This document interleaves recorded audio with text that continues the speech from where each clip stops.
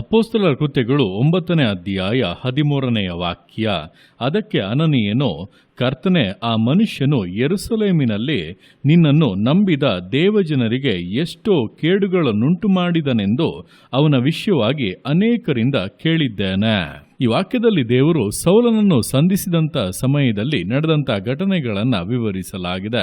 ನೋಡುವಂಥ ಸಮಯದಲ್ಲಿ ದಮಸ್ಕಕ್ಕೆ ಹೋಗುತ್ತಾ ಇದ್ದಂಥ ಅವನನ್ನು ದೇವರೊಂದು ಬೆಳಕಿನ ಮೂಲಕವಾಗಿ ಹಾದಿಯಲ್ಲಿ ಸಂಧಿಸಿ ಅವನೊಂದಿಗೆ ಮಾತನಾಡಿ ಅವನ 2 ಕಣ್ಣುಗಳು ಕೂಡ ಕುರುಡಾಗುವಂತೆ ಮಾಡಿಬಿಟ್ಟರು. ನಂತರ ಸೌಲನನ್ನು ದಮಸ್ಕಕ್ಕೆ ಕರೆದುಕೊಂಡು ಹೋದರು.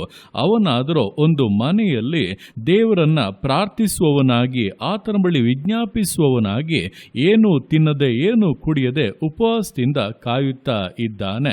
ಆಗ ದೇವರು ಇನ್ನೊಂದು ಕಡೆ ಅನನೀಯನು ಎಂಬಂತ ಶಿಷ್ಯನ ಸಂಗಡ ಮಾತನಾಡಿ, ನೀನೆದ್ದು ನೆಟ್ಟನೆ ಬೀದಿ ಎಂಬಂತ ಬೀದಿಗೆ ಹೋಗಿ ಯೂದನ ಮನೆಯಲ್ಲಿ ತಾರ್ಸಿಸಿನ ಸೌಲನೆಂಬವನನ್ನು ವಿಚಾರಿಸು, ಅವನು ಪ್ರಾರ್ಥನೆ ಮಾಡುತ್ತಾ ಇದ್ದಾನೆ.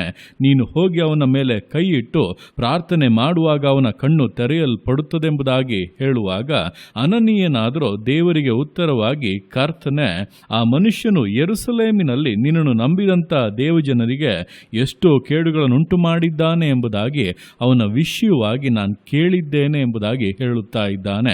ನೋಡುವಂಥ ಸಮಯದಲ್ಲಿ ದೇವರು ಈಗ ಅವನಿಗೆ ಏನಾಗಿದೆ, ಈಗ ಅವನು ಯಾವ ಪರಿಸ್ಥಿತಿಯಲ್ಲಿ ಇದ್ದಾನೆ ಎಂಬುದನ್ನು ಮಾತನಾಡುತ್ತಾ ಇರುವಾಗ, ಅನನೀಯನಾದರೂ ಅವನು ಯಾವ ಪರಿಸ್ಥಿತಿಯಲ್ಲಿ ಇದ್ದ, ಯಾವ ರೀತಿಯಂಥ ಮನುಷ್ಯನಾಗಿದ್ದ ಎಂಬುದಾಗಿ ಹಳೆಯ ಕಾರ್ಯಗಳನ್ನೇ ಹೇಳುತ್ತಾ ಇದ್ದಾನೆ. ಅದರ ನಂತರ ದೇವರು ಪುನಃ ಅನನೀಯನ ಸಂಗಡ ಮಾತನಾಡಿ, ಸೌಲನು ನಾನು ಆರಿಸಿಕೊಂಡಿರುವಂಥ ಒಂದು ಸಾಧನವಾಗಿದ್ದಾನೆಂಬುದಾಗಿ ಹೇಳಿ ಅವನನ್ನು ಕಳುಹಿಸಿ ಕೊಡುತ್ತಾ ಇದ್ದಾರೆ. ನಂತರ ಅನನೀಯನು ಹೋಗಿ ದೇವರು ಹೇಳಿದಂಥ ಕಾರ್ಯಗಳನ್ನು ಅಲ್ಲಿ ಪರಿಪೂರ್ಣವಾಗಿ ನೆರವೇರಿಸಿದನು. ಇದೇ ಪ್ರಕಾರವಾಗಿ ಅನೇಕ ಬಾರಿ ನಮ್ಮ ಜೀವಿತಗಳಲ್ಲಿ ಕೂಡ ದೇವರು ನಮಗೊಂದು ವಿಷಯವನ್ನು ಹೇಳುವಾಗ ನಾವು ಅದನ್ನು ಮಾಡದೇ ಇರುವುದಕ್ಕೆ ಮುಖ್ಯವಾದಂಥ ಕಾರಣ, ಹಿಂದೆ ಯಾವಾಗಲೂ ನಕಾರಾತ್ಮಕವಾದಂಥ ಅಥವಾ ಆಗುವುದಿಲ್ಲ ಎಂಬಂತ ಮಾತುಗಳನ್ನು ಕೇಳಿರುತ್ತೇವೆ. ಕೆಲವೊಮ್ಮೆ ನಾವು ಪ್ರಯತ್ನಿಸಿ ಕೂಡ ನೋಡಿರುತ್ತೇವೆ, ಅದು ಆಗಿರುವುದಿಲ್ಲ. ಆದ್ದರಿಂದ ದೇವರು ಈಗ ಒಂದನ್ನು ಹೇಳುವಾಗ, ಈಗ ಒಂದು ಕಾರ್ಯವನ್ನು ಮಾಡುವಂತೆ, ಒಬ್ಬರನ್ನ ಸಂಧಿಸುವಂತೆ, ಒಂದು ಕಾರ್ಯವನ್ನು ನೆರವೇರಿಸುವಂತೆ, ಪರಿಪೂರ್ಣಗೊಳಿಸುವಂತೆ ಹೇಳುವಾಗ ನಾವು ಹಳೆಯ ಕಾರ್ಯಗಳನ್ನು ಆಧಾರ ಮಾಡಿಕೊಂಡು ಇದು ಆಗುವುದಿಲ್ಲವೇನೋ ಎಂಬುದಾಗಿ ದೇವರಿಗೆ ಹೇಳುವವರಾಗಿ ಬದಲಾಗಿ ಬಿಡುತ್ತೇವೆ. ಆದ್ದರಿಂದಲೇ ದೇವರು ಹೇಳುವಂಥದ್ದು, ಹಳೆಯ ಕಾರ್ಯಗಳನ್ನು ಮರೆತು ಬಿಡಿ, ಪುರಾತನ ಕಾರ್ಯಗಳನ್ನು ನೆನಪಿಗೆ ತಂದುಕೊಳ್ಳಬೇಡಿ, ಈಗ ಹೊಸ ಕಾರ್ಯವನ್ನು ಮಾಡುವೆನು ಎಂಬುದಾಗಿ.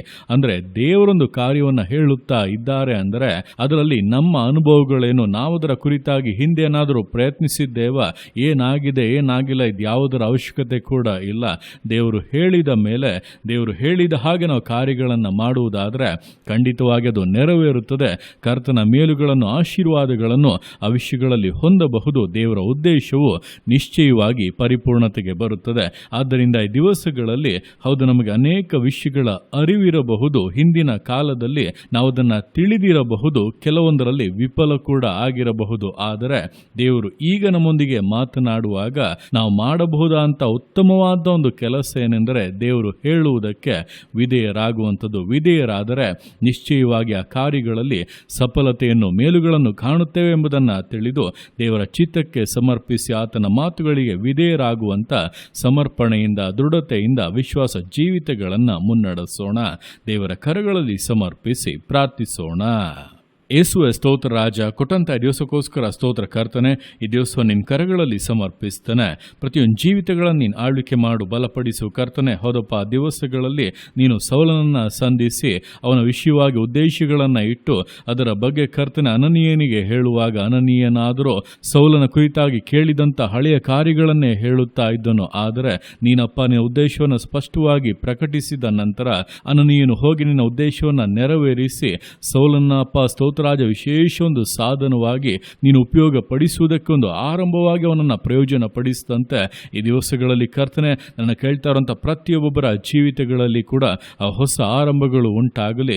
ಇದುವರೆಗೂ ಆಗುವುದಿಲ್ಲ, ಇದುವರೆಗೂ ಅಪ್ಪ ಸಾಧ್ಯವೇ ಇಲ್ಲ ಎಂಬುದಾಗಿ ಅಂದುಕೊಂಡಂಥ ಕಾರ್ಯಗಳಲ್ಲಿ ಒಂದು ಹೊಸ ಆರಂಭವನ್ನು ಅನುಗ್ರಹಿಸಿ ಅದರಲ್ಲಿ ಅಪ್ಪ ನಿನ್ನ ಜಯಗಳನ್ನು ಉಂಟು ಮಾಡಬೇಕೆಂದು ಪ್ರಾರ್ಥಿಸ್ತಾ ಇದ್ದೇನೆ. ನಿನ್ನ ಮಾತಿನ ಮೇರೆಗೆ ಕರ್ತನೆ ಮಾಡುವಂಥ ಸಮಯದಲ್ಲಿ, ಕೈ ಹಾಕುವಂಥ ಸಮಯದಲ್ಲಿ, ಪ್ರಯತ್ನಿಸುವಂಥ ಸಮಯದಲ್ಲಿ ಎಲ್ಲ ಅಸಾಧ್ಯತೆಗಳು ಮಾರ್ಪಡಲಿ, ಸಾಧ್ಯತೆಗಳು ಉಂಟಾಗಲಿ, ಆಶೀರ್ವಾದಗಳು ಉಂಟಾಗಲಿ, ಎಲ್ಲವೂ ಅನುಕೂಲವಾಗಿ ಬದಲಾಗಲಿ. ನೀನೇ ಸಂಗಡ ಇದ್ದು ವಿಷಯಗಳನ್ನು ನೆರವೇರಿಸಿ ನಿನ್ನ ನಾಮವನ್ನು ಮಹಿಮೆ ಪಡಿಸಬೇಕೆಂದು ಪ್ರಾರ್ಥಿಸ್ತಾ ಇದ್ದೇನೆ. ಯೇಸುವಿನ ನಾಮದಲ್ಲಿ ಇಂದಿನಿಂದಲೇ ಆ ಬದಲಾವಣೆಗಳನ್ನು ಕಾಣಲಿ. ಎಲ್ಲ ತಡೆಗಳು ನೀಗಿ ಅರ್ಧಂಬರ್ಧವಾಗಿರುವಂಥ ಕಾರ್ಯಗಳೆಲ್ಲ ಪರಿಪೂರ್ಣತೆಗೆ ಬರಲಿ. ನಿನ್ನ ನಾಮದಲ್ಲಿ ಅಪ್ಪ ಜಯವನ್ನು ಪ್ರಕಟಿಸ್ತಾ ಇದ್ದೇನೆ. ಯೇಸುವಿನ ನಾಮದಲ್ಲಿ ಆ ರೀತಿಯಾಗಿ ಮಾಡುವಂಥ ನಿನ್ನ ಪ್ರೀತಿಗಾಗಿ, ಕೃಪೆಗಾಗಿ ಅಪ್ಪ ನಿಮಗೆ ಸ್ತೋತ್ರಗಳು. ಪ್ರತಿಯೊಂದು ಜೀವಿತಗಳನ್ನು ಅಪ್ಪ ನಿಮ್ಮ ಕರಗಳಲ್ಲಿ ಸಮರ್ಪಿಸ್ತಾ ಇದ್ದೇನೆ. ಆಶೀರ್ವದಿಸು, ಮಾನಿಸು, ಘನಪಡಿಸು. ಎಲ್ಲ ನಿಮ್ಮ ಕರಗಳಲ್ಲಿ ಸಮರ್ಪಿಸಿ ಎಲ್ಲ ಸ್ತುತಿಯನ್ನು ಮಾನ್ಪನಿಗೆ ಸಲ್ಲಿಸಿ ಯೇಸುವಿನ ನಾಮದಲ್ಲಿ ಬೇಡುತ್ತೆ ನಮ್ಮ ತಂದೆಯೇ. ಆಮೇನ್, ಆಮೇನ್.